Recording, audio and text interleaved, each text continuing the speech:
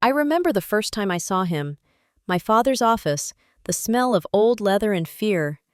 And there he was, standing by the window, a tall, imposing figure in a suit that probably cost more than our car. He turned, and his eyes, a startling shade of gray like a winter sea, pinned me in place. He didn't smile. He simply looked, as if assessing a piece of art he was considering acquiring. My father, a man reduced to a nervous tremor, had stammered, "Elias, this is my daughter Clara. Clara, this is Elias Blackwood." I'd held out my hand, a defiant gesture, and he had taken it. His grip was firm, warm, but he said nothing. He just held my hand for a moment too long, his eyes searching mine, before releasing it and turning back to my father. That was it. The deal was proposed a week later. I would marry the silent, reclusive billionaire, and all our problems would vanish. I was 24, and my life was already over. The wedding had been a small, sterile affair in a judge's chamber. No family on his side, just Mr. Sterling and a few of his severe-looking business associates. My mother had cried, but they were tears of relief, not joy. I wore a simple, cream-colored dress, feeling like a lamb being led to slaughter. Elias stood beside me, his presence a wall of quiet intensity. When it was time to say "I do," the judge had looked at him expectantly. Elias had simply nodded, a single, grave dip of his chin. That was his vow, a nod. And now, here we were, husband and wife, speeding towards his penthouse, a place I had never seen, a life I could not imagine. The limousine glided to a smooth halt beneath the glittering tower that was his home. The driver opened my door, and I stepped out into the cool night air, the city sounds a welcome noise after the tomb-like silence of the car. Elias followed, a shadow at my side. We rode the private elevator to the penthouse, a glass capsule shooting up into the sky. The view was breathtaking, a panoramic spread of the city's glittering jewels, but I couldn't appreciate it. My heart was a frantic bird beating against my ribs. This was it, the moment I had been dreading, the first moments alone. What would he expect? What did a mute man desire from a wife he had bought? The elevator doors slid open directly into his home. It was not a home. It was a museum. Vast, open, all cool white marble and floor-to-ceiling windows. There was no color, no personal touches, no photographs, no messy books, no signs that anyone actually lived here. It was beautiful and utterly soulless. My heels clicked on the marble, the sound echoing in the cavernous space. Elias moved past me, his own steps silent on the cold floor. He went to a sleek, modern bar and poured 2 glasses of amber liquid from a crystal decanter. He held one out to me. I took it, my fingers brushing against his. A spark, small but sharp, jolted up my arm. His gray eyes flickered to mine, but his expression didn't change. He gestured with his glass towards the sprawling living area, a silent invitation to sit. I walked over to a large white sofa that looked like it had never been used, and perched on the very edge. He sat in a chair opposite me, his posture perfect. He took a slow sip of his drink, his eyes never leaving me. I took a gulp of mine, the whiskey burning a path down my throat, giving me a little courage. The silence stretched, becoming unbearable. I had to say something, anything, to fill this void. "So," I began, my voice too loud in the quiet room, "this is home." He simply nodded, placing his glass on a small table beside him. He reached into the inner pocket of his suit jacket and pulled out the familiar silver notepad and pen. He wrote something quickly, tore off the sheet, and leaned forward to hand it to me. His handwriting was like him, controlled and sharp. "You may decorate it as you wish. It is your home now." I stared at the words. "My home," I repeated, a hollow laugh threatening to escape. "I don't even know what color you like." He wrote again. "I have no preference." Tears pricked at the back of my eyes, but I blinked them away. I would not cry in front of this man. I was a business deal. I had to remember that. "Elias," I said, my voice softer now, "what happens now? What do you want from me? He looked at me for a long moment, his gaze so intense I felt he could see straight through me, all my fears and my fragile pride. He picked up the notepad again, his pen hovering over the page. Then he slowly put it down. He leaned back in his chair, his eyes still locked on mine. He took a slow, deep breath, and when he exhaled, his lips parted. And then he spoke. Snowy was not what I expected. It wasn't the rough, unused croak of a man who hadn't spoken in years. It was low, smooth, and calm, with a quiet depth that seemed to vibrate in the very air between us. It was a voice that was meant to be heard. You, he said, the single word landing in the silence with the weight of a stone dropped in a still pond. I want you to look at me, not at the mute millionaire, not at the man who bought your family's future. I want you to see me. I froze, the glass in my hand trembling so violently the whiskey sloshed against the sides.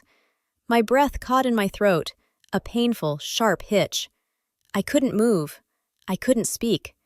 I could only stare at him, at his lips which had just formed a real, audible word. The world tilted on its axis. The city lights outside the window blurred into meaningless smears of color. Everything I thought I knew, every assumption I had built my new reality upon, shattered into a million pieces. You can talk, I finally whispered, the words barely audible. A faint, almost sad smile touched his lips. It was the first real expression I had ever seen on his face, and it transformed him. He was no longer a cold statue, but a man, a deeply complicated one.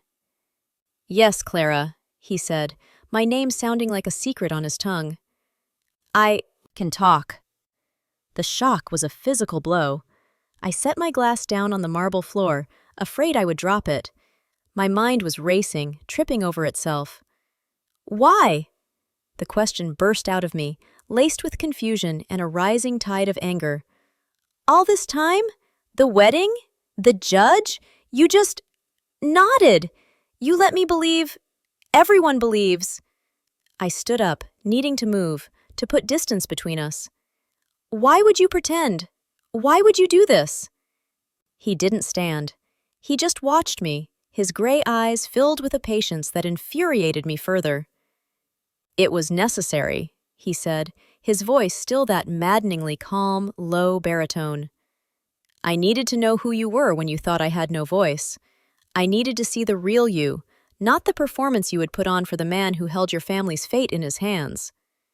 My hands clenched into fists at my sides. So, this was a test? Some kind of twisted experiment? You bought me just to see what I would do. No, he said, and now he stood, moving with a quiet grace that was suddenly terrifying because it was paired with this new, powerful voice. I married you because from the moment I saw you in your father's office, I saw a fire behind your eyes. A strength. I saw someone who was sacrificing herself for her family, but hadn't broken. I needed to see if that strength was real. And it is. The way you looked at me, even in your anger just now, you weren't afraid. You were furious. That is what I wanted. When I took a step towards me, and I took a step back. The entire city was at my back, but I felt trapped. You have no right, I breathed, my voice shaking with a mixture of betrayal and a strange, unwelcome thrill. You have no right to play with people's lives like this. I have every right to protect myself, he replied, his gaze unwavering. My world is full of people who want things from me. My money, my influence, my secrets. Silence was my filter. It was the only way to be sure. Sure of what? I demanded. He was close now, close enough for me to see the flecks of silver in his gray eyes, close enough to feel the warmth of his body. Sure that you were the one, he said softly, the one I could trust. Narc trust hung in the air between us, feeling like the greatest lie ever told. He could trust me? After he had built our entire relationship on a foundation of deception? A bitter laugh escaped my lips, sounding harsh and foreign in the pristine silence of the penthouse. Trust? I repeated, the word tasting like ash. You lied to me. You lied to everyone. For months. And you think that has anything to do with trust? Choked. He didn't flinch. His expression remained calm, but his eyes, those stormy gray eyes, were watching me with an intensity that was almost physical. It has everything to do with it, he said, his voice still that infuriatingly level baritone. I saw your character. I saw you speak to me, not to a powerful man, but to a man you believed was broken. You were never cruel. You were never impatient. You were kind. He said the word as if it were a rare and precious thing. Kindness to a person you think is vulnerable isn't character, it's basic decency, I shot back, pushing away from the window and putting more space between us. The vast, cold room felt like a cage. It doesn't mean anything. You tricked me into showing you a version of myself that wasn't real because the situation wasn't real. Wasn't it? He asked, a simple question that felt like a trap. Your family's financial ruin was real. Your decision to marry a stranger to save them was real. Your strength in facing a life of silence was real. The only thing that wasn't real was my muteness. And now you know the truth. So, what happens now, Clara? Now that you know I can speak, does that change the deal? My mind reeling. He was right, in his own twisted way. The contract was signed. The money was gone, spent to pull my family out of the deep, dark hole of debt my father had dug. I was his wife, in the eyes of the law and God, or at least a judge. My freedom, the little I had left, had been an illusion from the start. Knowing he had a voice didn't alter the facts. It just made the prison walls more visible. What happens now, I said, my voice trembling with a fury I could no longer contain, is that I go to bed, in a room that is not mine, in a home that is not a home, with a husband who is a stranger who enjoys playing games. I turned my back on him, a deliberate act of dismissal, and started walking towards what I hoped was the hallway to the bedrooms. I had no idea where I was going. Second door on the left, his voice came from behind me, soft but carrying easily in the open space. It's yours. I didn't acknowledge him. I just kept walking, my footsteps echoing my anger on the hard marble. I found the door and pushed it open, slipping inside and leaning against it, my heart hammering against my ribs. The room was as vast and impersonal as the rest of the penthouse. A large bed with a white duvet, a sleek dresser, another wall of windows showing the endless city lights. It was a hotel suite, beautiful and empty. There were no personal effects, no signs of life. It was a room waiting for a ghost. I slid down to the floor, my expensive wedding dress pooling around me like a wilted flower. The tears I had been fighting finally came, hot and silent. They weren't tears of sadness, not really. They were tears of pure, undiluted rage. The audacity of the man! To orchestrate this entire charade, to watch me struggle with pity and a desperate attempt to find some humanity in his silence, all the while he was judging me, testing me, like some kind of lab rat. He said he saw strength. What he saw was a cornered animal trying to make the best of a terrible situation. Thought of all the times I had tried to communicate with him, the slow, careful gestures I had used, the way we would talk to him, filling the silence with my own nervous chatter, telling him about my day, about books I was reading, about my childhood, all while he just watched me, writing his little notes. Thank you. That is interesting. Would you like dinner? All of it a performance. He had been studying me, and I had been a fool, performing for a silent audience of one. Long I sat there. The city outside never slept, its constant glow a mockery of the darkness I felt inside. Eventually, the cold from the floor seeped through my dress and into my bones. I stood up, my body stiff and tired. I walked to the window and pressed my forehead against the cool glass. A million lives were happening out there, a million stories, and mine had just taken the strangest turn imaginable. A soft knock on the door made me jump. I didn't answer. The door opened slowly anyway. It was Elias. He had changed out of his suit into dark trousers and a simple gray sweater. He looked younger, more approachable, which only made the betrayal feel sharper.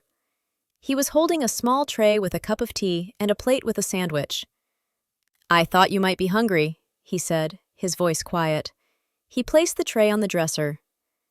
"I'm not," I said, not turning around. "You should eat something," he persisted. "It's been a long day." I whirled around to face him. "Don't!" I snapped. "Don't pretend to be a caring husband now. The game is over, remember? You revealed your big secret. You can drop the act." He sighed, a real, weary sound. "This isn't an act, Clara. The reason for my silence was a deception, I admit that. But my intention towards you is not."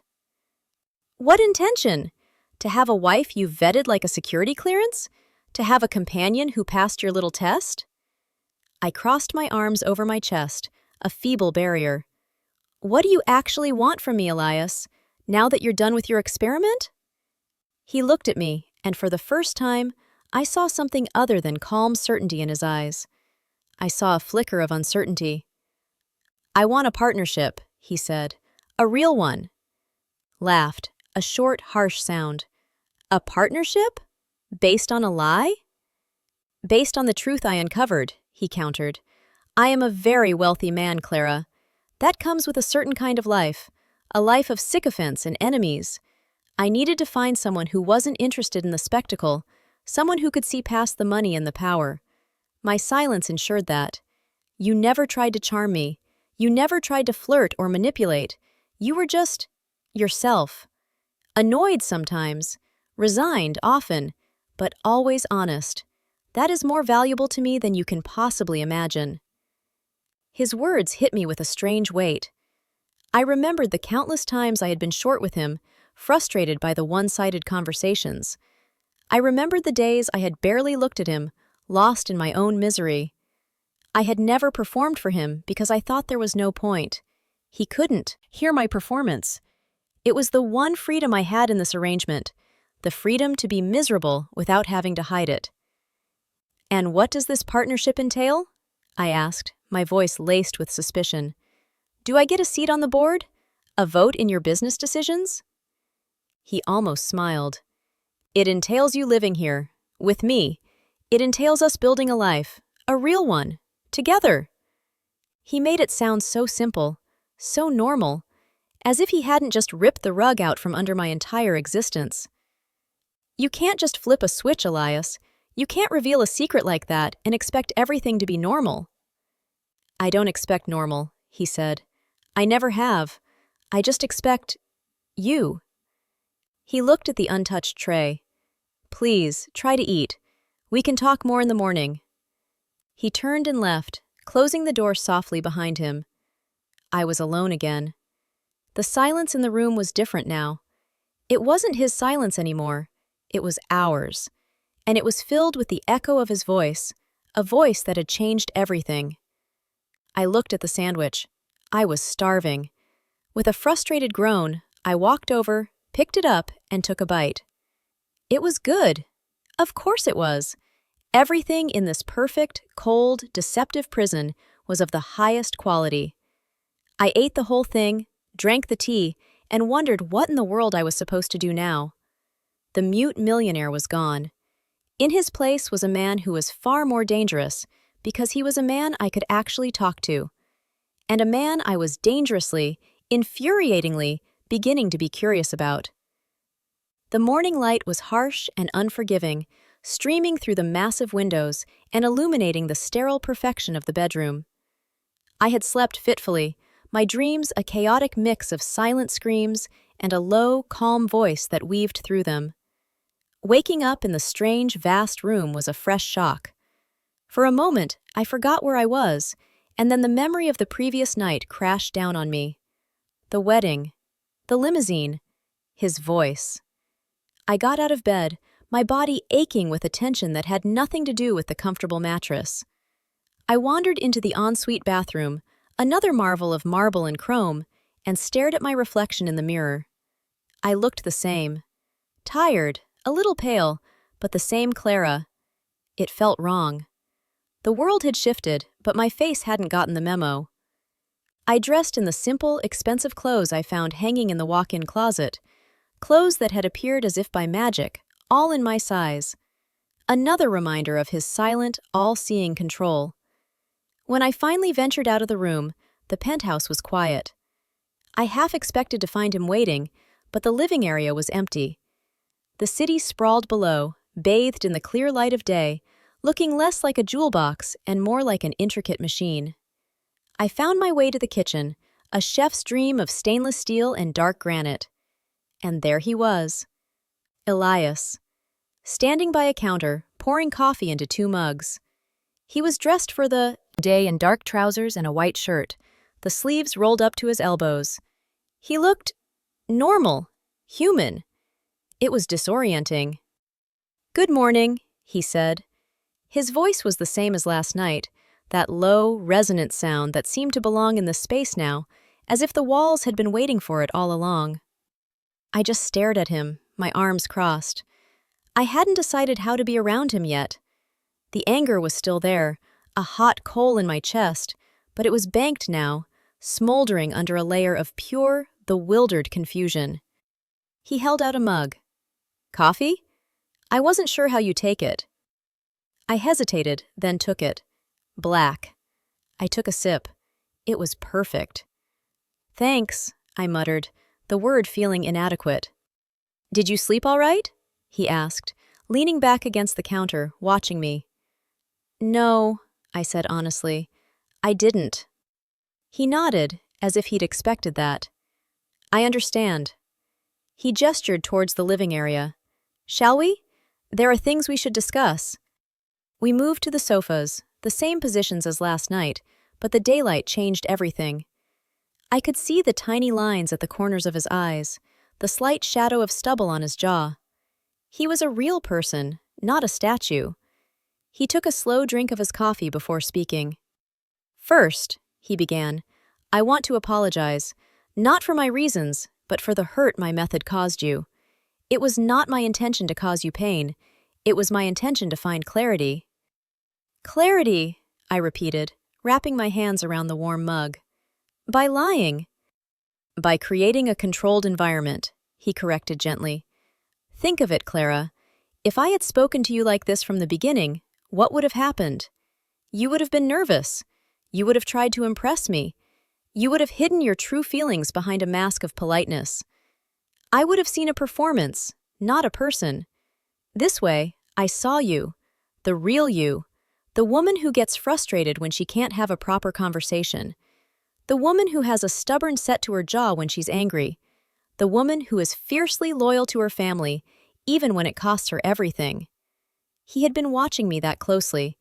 He had catalogued my every sigh, my every frown. A shiver went down my spine. It was invasive. It was also, undeniably, the truth. I would have performed. I would have been the perfect, charming, grateful girl my father needed me to be. "So, what now?" I asked, my voice quieter. "Now that you've seen the real me? What does the partnership look like in the light of day?" "Now," he said, "we start over, with the truth on the table." He paused, choosing his words carefully. "My business dealings are complex. I have rivals. I have made enemies. My public persona, the silent, reclusive billionaire, is a shield. It keeps people at a distance. It makes me less predictable. You, as my wife, will now be behind that shield with me." "So I have to be silent too?" The thought was horrifying. "No," he said, and a real, genuine smile, small but undeniable, touched his lips. It transformed his face completely, softening the hard lines, making his eyes crinkle. My breath caught in my throat. "No, Clara. You are the one part of my life that doesn't have to be part of the performance. In fact, your voice is something I find I enjoy." The simple statement, so honestly delivered, disarmed me more than any grand declaration could have. I looked down into my coffee, suddenly unable to meet his gaze. The anger was still there, but it was getting tangled up with other things. Curiosity, a flicker of something that felt dangerously like attraction. "Mr. Sterling knows," he continued. He is the only one. To the rest of the world, I remain mute. That is non-negotiable. It is a matter of safety for both of us. I looked up, startled. You want me to lie to everyone? To my parents? Especially to your parents, he said, his tone firm. The more people who know, the greater the risk. Your family, their situation made them vulnerable. It is safer for them and for you if they believe the fiction. The weight of what he was asking settled on my shoulders. I would have to go home, look my mother in the eye, and pretend I was married to a man who could not speak. I would have to act out this strange pantomime for the rest of our lives. That's a big thing to ask, I whispered. It is, he agreed, but it is the reality of my life. Our life now. He leaned forward, his gray eyes earnest. I am not asking you to be a prisoner, Clara. This penthouse, my world, it can be your world too. You can do anything you want. Start a charity, pursue a degree, travel. The only thing I ask is that you uphold the secret of my voice when we are in public. In here, he gestured around us, in our home, you can say anything you want to me. You can yell, you can argue, you can tell me I'm a monster. But out there, we play our parts. Fell silent, absorbing it all. It was a colossal demand. Yet, woven into the demand was an offer of a kind of freedom I hadn't dared to imagine. A life of possibilities, funded by his immense wealth. A purpose beyond being a decorative wife. And a strange, intimate secret that now bound me to him more tightly than any legal document ever could. Can I ask you a question? I said finally. Anything. Why did you start? The silence, I mean. What happened? The light in his eyes shifted, the openness receding behind a familiar guarded wall. The shutters came down. That, he said, his voice losing its softness, becoming flat and final, is a story for another day. One thing at a time, Clara. He stood up, effectively ending the conversation. I have a meeting with Sterling. The penthouse is yours. Explore. Make yourself at home. There is a library you might like, down the hall to the right. And just like that, he was the enigmatic billionaire again, the man of secrets. He walked away, leaving me alone with my coffee and a whirlwind of new thoughts. The anger was still present, but it was no longer the only thing I felt. There was a challenge in his words, a puzzle in his past. He had seen the real me, he claimed, and now, for the first time, I felt a burning desire to see the real him. Not the mute millionaire, not the commanding businessman, but the man who had orchestrated this entire elaborate scheme to find a partner he could trust. The man who, for just a moment, had smiled and said he enjoyed my voice. The game had changed, but it wasn't over. It had just become infinitely more complicated. Blankets that followed were a strange, quiet dance. We moved around each other in the vast penthouse, two planets in a new and unfamiliar orbit. I explored, just as he'd suggested. I found the library, a breathtaking two-story room lined with thousands of books that actually looked like they'd been read, a stark contrast to the sterility of the rest of the home. It was the first sign of a personal history, a crack in his perfect armor. I spent hours there, pulling out volumes at random, finding notes in the margins in that same sharp script I knew from his notepad. It felt like I was getting to know a ghost. Study, behind a closed door, or away at his office. But he was always there for meals.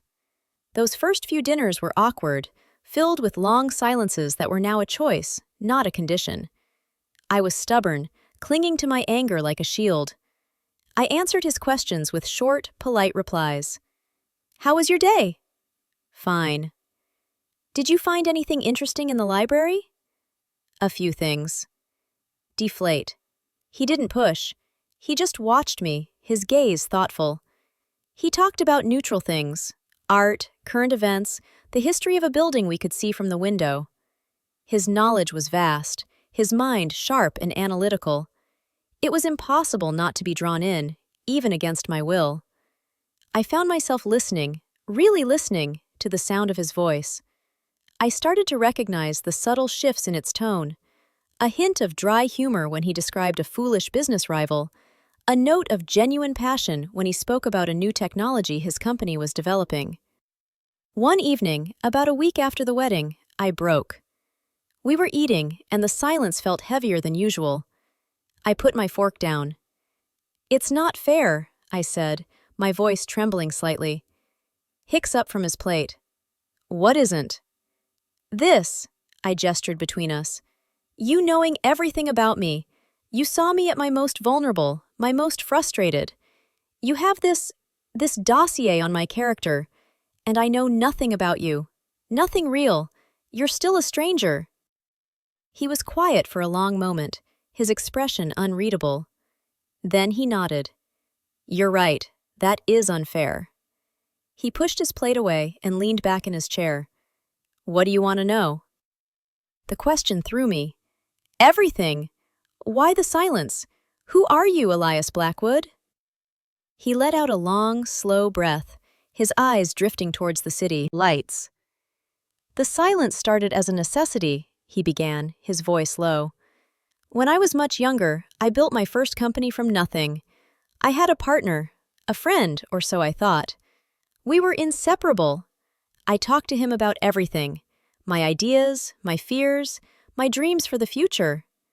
A shadow passed over his face. He used it all, every word of confidence, every shared secret. He systematically dismantled my company from the inside, stole my patents, my clients, everything.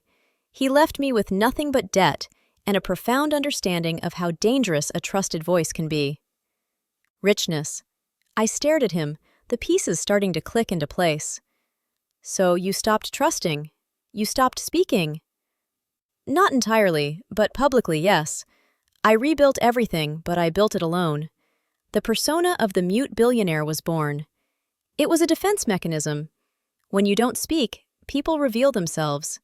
They get nervous. They talk too much. They show you their hands without you having to show yours. It became my greatest strategic advantage." He looked back at me, his gaze direct. "And it ensured that no one could ever get close enough to use my words against me again. Until you." His confession hung in the air between us. It wasn't a justification, not really. It was an explanation. A story of betrayal that had shaped the man he had become.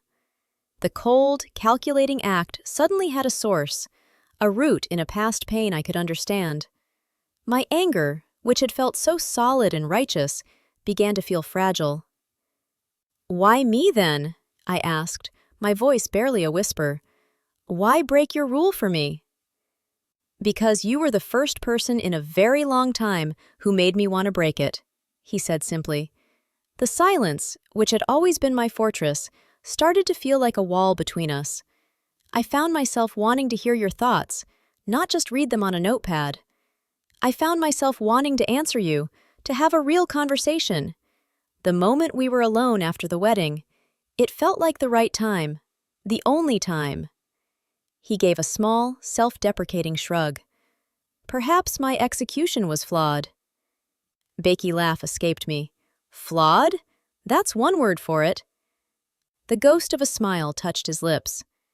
"I am aware I am not an expert in normal human interaction."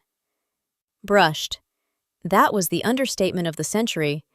But in that moment, hearing the raw honesty in his voice, seeing the vulnerability he was showing me, something inside me shifted. The wall of my anger crumbled, not with a bang, but with a quiet sigh. He was a damaged, complicated man who had done a damaged, complicated thing, and I was his wife. The next few weeks were different.